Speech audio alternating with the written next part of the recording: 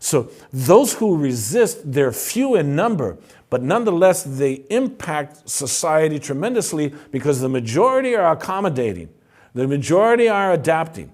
There are those who have assimilated. There are those who just, you know what? I'm not that. I'm somebody else. I don't even want to be a part of my community anymore, because when you take a look at the disadvantaged communities, they got a lot of problems, okay? When you take a look at that four-part process, there's a lot of problems in the community, especially with regards to drug abuse and the violence involved in the drug abuse, okay?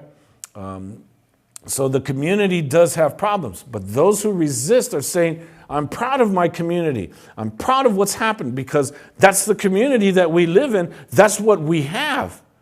You know, despite the violence, despite the experiences, that's our community. So we need to do something about our communities, and we need to ensure that these communities become viable. And so you see that throughout the United States, of communities taking action to say, we need to stop these drug wars. We need to get the children in appropriate schools, and we need to have appropriate jobs, and we need appropriate experiences in the community. Because again, when you live in that disadvantaged experience, acute disillusionment robs life of its meaning. And you can imagine how alcoholism and drug abuse just impact these communities.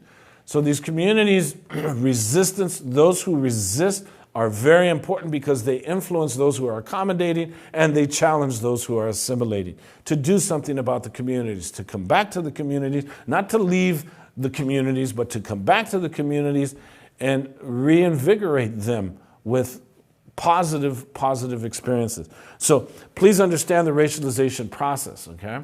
Again, racism is an instrument of power used by those in power to perpetuate their power. That is so important, okay? Because ultimately, what happens, well, what's the ultimate experience? Because you see, I know of no child being born a racist. When we take a look at racism, I know of no child being born a racist. If you could put that up on the bottom thirds, I'm there right now. Yes, because how does a community learn to hate? How does a community all of a sudden just go and address these beings as something that should not even be around? Because what is the next step after segregation? Well, all you need is one incident, and you have the community up in alarm.